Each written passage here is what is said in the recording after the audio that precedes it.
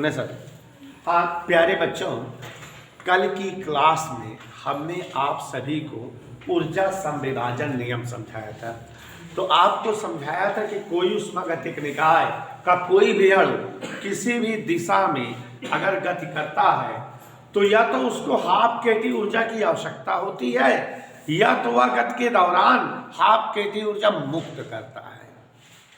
तो अब अगर एक अणु द्वारा, ध्यान देना, एक अणु द्वारा, ध्यान से देखना, किसी दिशा में, माने प्रत्येक दिशा में आपको बताए थे कल, मुक्त ऊर्जा या आवश्यक ऊर्जा, अगर जो है एक अणु के लिए आवश्यक ऊर्जा, ध्यान से देखो, हाफ केटी, ये कौन बताया था? ऊर्जा संविभाजन नियम। अब अगर उस निकाय की स्वतंत्र कोटि F हो, स्वतंत्र कोटि निकाय की क्या हो? F। इसका मतलब निकाय चाचा F जो है दिशाओं में गति कर सकते हैं। निकाय चाचा F दिशाओं में गति कर सकते हैं। और जब निकाय चाचा F दिशाओं में गति कर सकते हैं तो हर दिशा में गति के दौरान कितनी ऊर्जा मुक्त करते हैं? आपके की तो F दिशा में कितनी ऊर्जा मुक्त करेंगे? हाफ F केटी। चूंकि किसी निकाय के एक मोल में n अणु होते हैं तो एक मोल निकाय अगर हम ले लें तो उसके जो है n अणु की आंतरिक ऊर्जा हाफ F केटी इंटू n होगी। चूंकि हम के बराबर बोल्ट्जमैन नियतांक जानते हैं, R बटा n होता है, कल पढ़ाए थे, तो n से n कट गया, किसी भी निकाय की आंतरिक ऊर्जा हाफ FRT होगी। आज से याद रहेगा कि नहीं? किसी भी ऊष्मागतिक निकाय की आंतरिक ऊर्जा हाफ।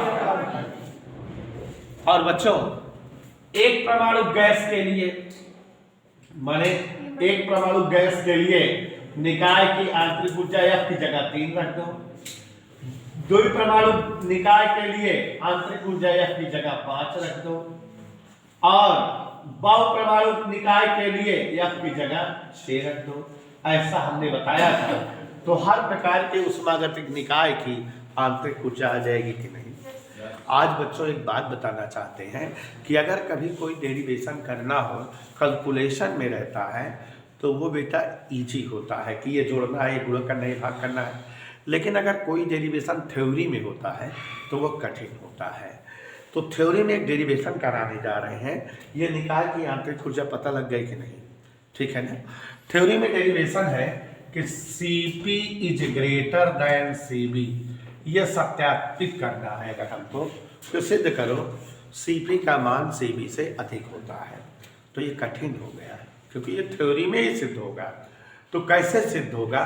थोड़ा पुरानी चीजें याद करो जो हम पुराने टॉपिक में या पुराने समय में आपको बताए थे कि कोई ऊष्मागतिक निकाय हो, उसको जो ऊष्मा होती है द्रव्यमान पर डिपेंड करती है और ताप वृद्धि पर।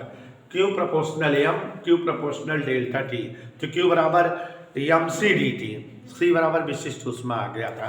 देखो ये सूत्र हम लोग जानते हैं, Q बराबर mc dt, ऐसे लिख दे रहे हैं डेल्टा T या dt, mc dt से याद करो विशिष्ट ऊष्मा C बराबर Q बटा m dt।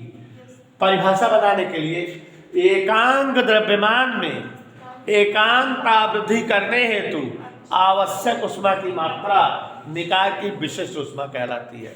माने हम किसी निकाय का इकाई द्रव्यमान ले लें और उसको इतनी ऊष्मा दे दें कि उसका टेम्परेचर 1 डिग्री सेल्सियस बढ़ जाए, तो वो जो ऊष्मा हम दे रहे हैं वही ऊष्मा कौन सी ऊष्मा होगी? विशिष्ट ऊष्मा। और विशिष्ट ऊष्मा 2 प्रकार की है, Cp और Cv। इसको भी हमने पढ़ाया हुआ है पीछे चैप्टर में। आज जो लोग नहीं पढ़े होंगे पीछे, उन्हें दिक्कत हो रही होगी। सुन लो इसकी परिभाषा, सुनोगे? स्थिर दाब पर परिभाषा दोनों की सुनो हमेशा, तो दोनों का ये हिसाब किताब समझ में आ जाएगा। स्थिर दाब पर निकाय के एकांक द्रव्यमान में एकांक ताप वृद्धि करने हेतु आवश्यक ऊष्मा स्थिर दाब वाली विशिष्ट ऊष्मा Cp कहलाती है। तो ये Cp है क्या? एक प्रकार की ऊष्मा है कि नहीं? जो क्या करती है? निकाय के इकाई द्रव्यमान में इकाई टेम्परेचर बढ़ा देती है, वही उष्मा है। तो ये प्रकार की उष्मा है कि नहीं है? उष्मा है। ऐसी उष्मा है जो इकाई द्रव्यमान में इकाई टेम्परेचर बढ़ा देती है। परिभाषा यही कह रही है कि नहीं? इकाई द्रव्यमान में इकाई वृद्धि करने हेतु तो आवश्यक उष्मा सीपी है। सीपी है कि नहीं? और जब ये सीपी है तो उष्मागतिकी के प्रथम नियम से किसी निकाय को जो उष्मा दी जाती है वो कई रूपों में खर्च होती है, माने डी प्लस पीडीवी। तो मतलब सीपी बराबर क्या आ गया? इसको समझ में आया कि नहीं? फिर से बताए। परिभाषा से है वर्णन, किसी उष्मागतिक निकाय के एकांक द्रव्यमान में एकांक वृद्धि बढ़ा सके, इसके लिए आवश्यक उष्मा उष्मागतिक निकाय की स्थिर दाब वाली विशेष उष्मा सीपी कहलाती है। और जब ये सीपी एक प्रकार की उष्मा है तो हम सीपी किसी निकाय को देंगे तो कई तरह से खर्च होगी।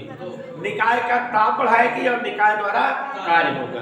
तो माने सीपी बराबर डी प्लस पीडीवी होगा कि नहीं? ठीक है। अब सीबी में आते हैं। सीबी में पहली चीज ये जान लो कि यहाँ आयतन स्थिर है कि नहीं। और जब आयतन स्थिर है तो जो कार्य का सूत्र होता है W बराबर पीडीवी, तो ये P गुणे 0 माने 0 रहेगा कि नहीं? और सीबी है क्या? ये भी तो एक प्रकार की उष्मा है। कैसी उष्मा है? किसी उष्मागतिक निकाय के एकांक द्रव्यमान में स्थिर आयतन पर एकांक वृद्धि करने के लिए आवश्यक उष्मा सीबी होती कि नहीं? तो सीबी है क्या? एक प्रकार की उष्मा है जो निकाय के आयतन को स्थिर रखने के लिए एकांक द्रव्यमान में एकांक वृद्धि बढ़ा देती है। तो ये सीबी भी दो रूपों में खर्च होगी कि नहीं? तो सीबी कई रूपों में खर्च होगी उन्हें सर। तो सीबी बराबर डी प्लस पीडीवी 0 है, तो सीबी बराबर। अब आप देखो, एक बार फिर से देखो, सीपी का मतलब परिभाषा कहती है स्थिर दाब पर, परिभाषा डेरिवेशन है बेटा, स्थिर दाब पर निकाय के एकांक द्रव्यमान में एकांक वृद्धि करने हेतु आवश्यक उष्मा सीपी होती है। माने सीपी इकाई द्रव्यमान में इकाई ताप वृद्धि करने वाली उष्मा है। मतलब ये दो रूपों में व्यय होगी उष्मागतिकी के प्रथम नियम से। सीपी बराबर डी प्लस पीडीवी होगा। पक्का बेटा? और जब हम जो है सीबी की बात करते हैं तो परिभाषा कहती है कि स्थिर आयतन पर, और जब आयतन स्थिर कह दिए तो माने डीवी 0 माने कार्य 0 हो गया। तो अब परिभाषा में आए, स्थिर आयतन पर किसी निकाय के एकांक द्रव्यमान में एकांक ताप बढ़ा सके वह उष्मा सीबी होती है। तो सीबी एक प्रकार की उष्मा है और इसलिए ये भी दो रूपों में खर्च होगी, लेकिन वहां तो पीडीवी 0 आया है तो सीबी बराबर। तो यहाँ हमने आपको दिखा दिया कि जब किसी निकाय को सीपी देते हैं तो ये सीपी से निकाय का आंतरिक ऊर्जा में वृद्धि भी होती है, कार्य भी होता है। लेकिन जब निकाय को सीबी देते हैं तो केवल आंतरिक ऊर्जा में वृद्धि होती है। तो इन दोनों से स्पष्ट है कि CP is greater than CB. दोनों से स्पष्ट है कि सीपी का मान सीबी से बड़ा दिख रहा है। अरे भाई हम क्यों निकाय बुलाए, कहे निकाय उष्मागतिक निकाय उनका सीपी दे दी। तो जब सीपी पाए निकायऊ तो आप तापो बढ़ाए और कामो करें। माने सीपी से दो चीज हो गया। लेकिन अगर हम निकाय के केवल सीबी दे हो तो केवल ओके आंतरिक ऊर्जा बढ़ा, कार्य ना हो पावन। तो क्या मतलब ई वाली ज्यादा है और ई वाली ई इतना है कि दो काम हो जाता और ऐसे केवल एक का काम होता है। तो साबित हो गया ना सीपी इज ग्रेटर देन। कितना ज्यादा है अगर एक का पता करना चाहिए तो ए में से का घटा दे, ज्यादा कितना पता लग जाए। डी कट गया, का आ गया सीपी माइनस सीबी बराबर पीडीवी। नहीं मजा आया? अच्छा एक और चीज, थोड़ा ये एक डेरिवेशन हो गया। कभी कभी कहता है सिद्ध करो CP is greater than CB और हाउ मच ज्यादा तो इतना ज्यादा। समझ में आया? कोई दिक्कत? हाउ मच ज्यादा इतना ज्यादा। तो अब यहाँ हमेशा यहाँ ध्यान से देखना, जैसे अगर कोई उष्मागतिक निकाय हो उसका उस पर दाब P लगाए, आयतन V1 हो, ताप T पर, तो सूत्र होता है PV1 बराबर RT। नहीं समझे? बोल दो। और बेटा चूंकि विशिष्ट उष्मा के केस में ताप कितना बढ़ता है? इकाई। तो अगर हम ताप इकाई बढ़ाएं तो आयतन भी बढ़ जाएगा कि नहीं? तो मान लेते हैं ताप इकाई बढ़ा दिए, माने ताप अब T+1 कर दिए, तो आयतन बढ़कर क्या हो गया B2। तो PV2 बराबर RT+1 होगा कि नहीं? नहीं समझ रहे हो सब लोग? अगर किसी उष्मागतिक निकाय पर दाब P आरोपित करने पर T ताप पर आयतन B1 हो तो PV1 बराबर RT होता है कि नहीं? और अगर ताप इकाई बढ़े, चूंकि Cp और Cv विशिष्ट उष्मा है, इनसे केवल ताप एक ही बढ़ता है, तो ताप जो T था वो कितना हो गया? तो इतना बात आई।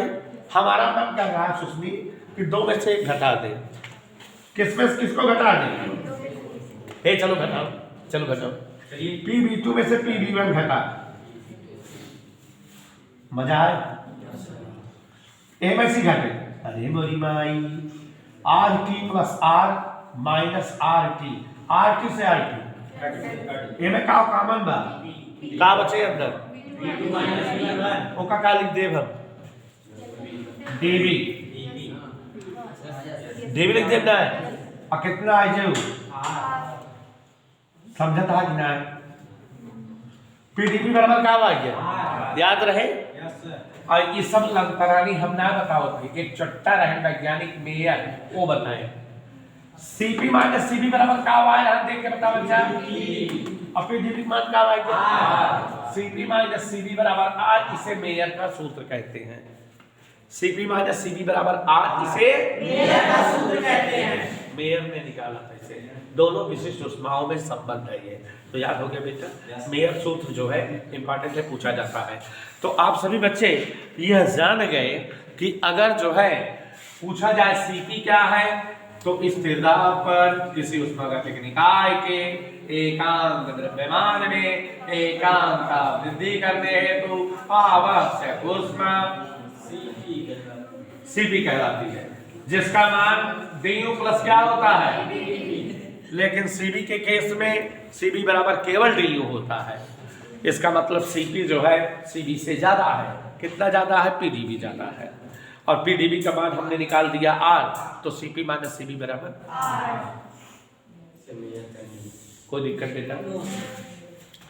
आवाज इधर देखो, समझ आई? कोई असुविधा? कोई? आप लोगों ने देखा आंतरिक ऊर्जा U बराबर अभी अभी आई थी ½ FRT। नहीं बोलो, यही आई थी ना, बोल दो। ½ FRT आई थी बेटा। मान लीजिए यहाँ देखो, T के सापेक्ष अवकलन कर दे। किसके सापेक्ष? T के सापेक्ष। चलो बोलो, du/dt, T सापेक्ष अवकलन d/dt। यहाँ हमेशा ½ FRT का अवकलन है, तो du/dt बराबर क्या आ गया बेटा? कोई दिक्कत? नहीं बोल दो, कोई सुविधा हो तो। यहां तक समझ में आया बेटा? आप जानते हो बेटा, स्थिर आयतन के केस में हम आपसे पूछ रहे हैं, सभी लोग बताना, स्थिर आयतन के केस में Q बराबर क्या होता है?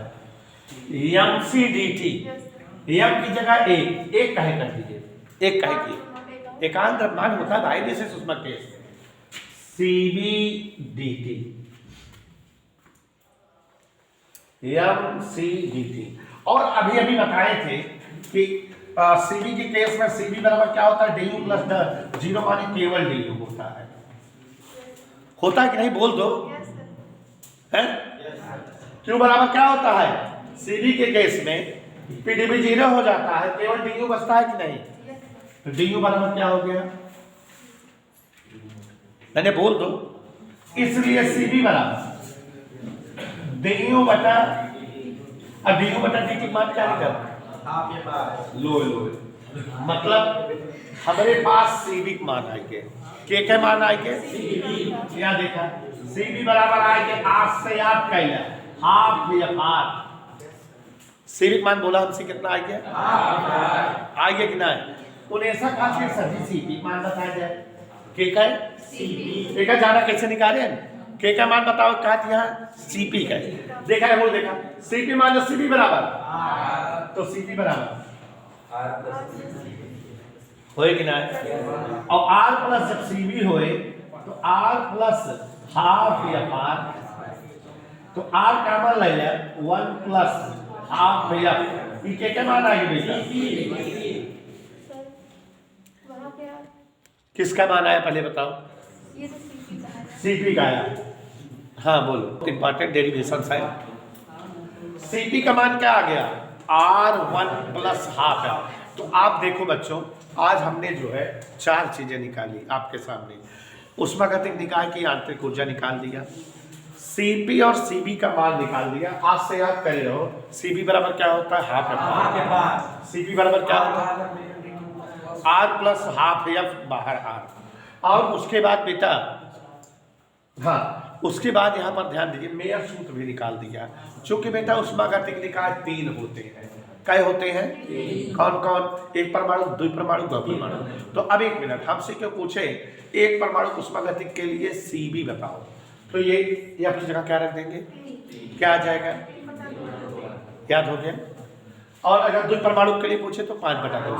और बहुपरमाणु के लिए ऐसे सीपीओ निकाल सके थे ना। एक परमाणु के लिए सीपी का मान जरा या पाया हुआ 1 लिख देगी और 3 लिख देगी, तो 2 और 3 5, 5/2 यार। और अगर जो है द्विपरमाणु के लिए पूछे तो 7/3।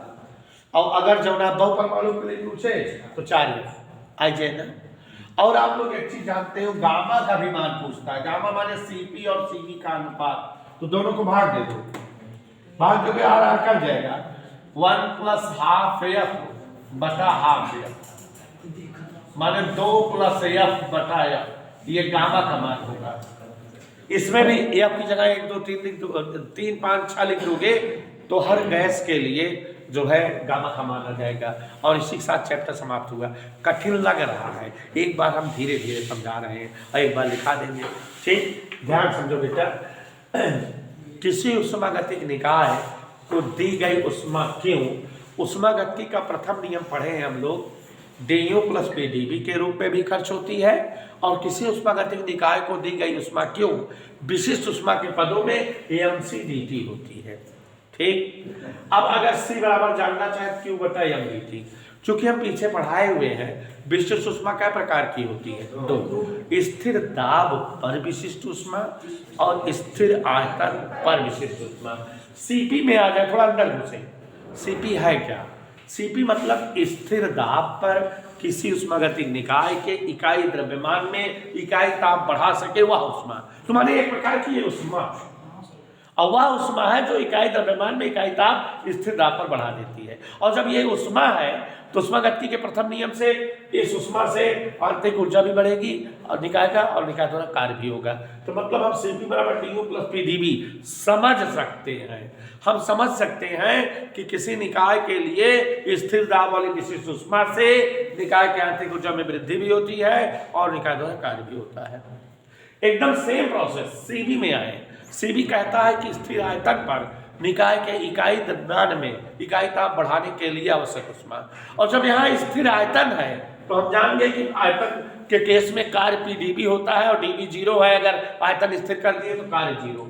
तो सीबी तो एक प्रकार की ऊष्मा है जो निकाय के इकाई आयतन में इकाई द्रव्यमान में इकाई ताप बढ़ाती है। तो ऊष्मा है तो du धन pdv होना चाहिए, लेकिन pdv तो 0 आ गया है, तो सीबी का मान केवल क्या होना चाहिए? du। तो सीबी वह ऊष्मा है जो निकाय के केवल आंतरिक ऊर्जा में वृद्धि कर पाती है, जबकि सीपी वह ऊष्मा है जो निकाय के आंतरिक ऊर्जा में वृद्धि के साथ साथ निकाय द्वारा कार्य भी करा सकती है। इसका मतलब सीपी का मान सीबी से बड़ा होता है। और कितना बड़ा होता है? घटाने पर आ गया pdv। अगर दाब P और आयतन, दाब P और ताप T पर आयतन V1 हो तो PV1 बराबर RT। और अगर ताप में इकाई वृद्धि कर दी जाए T+1, आयतन V2 हो जाए, PV2 बराबर, दोनों घटा देंगे तो pdv बराबर R। और pdv है CP माइनस CB, तो मेयर चाचा का सूत्र आ गया CP माइनस CB बराबर R। समझ आया बेटा? अब उसके बाद हमने आपको बताया कि आंतरिक ऊर्जा का सूत्र क्या निकाले थे अभी? Half F RT। ये बड़ी वीआईपी बात है, कोई पढ़ाता नहीं। अब यहाँ दोनों तरफ T के सापेक्ष अवकलन कर दिए, हमको पता लग गया हमेशा du बटा dt बराबर, जहां बेटा du बटा dt आएगा हम हाफ एफ आर लिख देंगे कि नहीं? अच्छा, अभी देखो Q का सूत्र अगर हम पूछे आपसे तो Q का सूत्र mc/dt होता है कि नहीं? होता है कि बोलो? तो जब Q बराबर mc/dt होता है, अगर हम Cv वाली विशिष्ट ऊष्मा लें, कौन वाली विशिष्ट ऊष्मा, और m फिर उस केस में क्या रहेगा, एक एकांक द्रव्यमान में, तो 1 गुणे Cv गुणे dt, ये सही है कि नहीं। लेकिन हम लोग ऊष्मागतिकी के प्रथम नियम से जानते हैं कि Q बराबर du धन p dv भी होता है, तो मतलब इस Q की जगह du प्लस p dv भी तो लिख सकते हैं, p dv चला गया सर गए, तो du बराबर क्या आ गया, dt नीचे ला दो, तो du बाई dt बराबर क्या आ गया, c, और du बाई dt मान क्या आया है, तो अपने को तो बस यही चाहिए था, क्या Cv का मान चाहिए था, तो Cv का मान क्या आ गया, अब आज से याद रहेगा Cv का मान, स्थिर आयतन वाली विशिष्ट ऊष्मा का मान हाफ Fr होता है। F की वैल्यूज रख दोगे तो एक परमाणु, द्विपरमाणु और बहुपरमाणु के लिए Cv का मान आ जाएगा। अब मुनेसा चूंकि Cp माइनस Cv बराबर, तो Cp बराबर R प्लस Cv, तो R प्लस Cv माने R plus half Fr, Cv का मान है R का मान 1 प्लस हाफ F, तो हम इस तरह से बेटा Cv का मान जान गए ये, और Cp का मान जान गए A, और गामा मतलब Cv बटा Cv होता है, जिसका मान जान गए ये, दोनों का मान रखने पर, और इन तीनों मानों में Cp का मान, गामा का मान पे F का मान 3, 5, 6 रख देंगे, तो एक परमाणु, द्विपरमाणु, बहुपरमाणु गैसों के लिए ऊष्मागतिकी निकाय हेतु ये सब मान आ जाएंगे।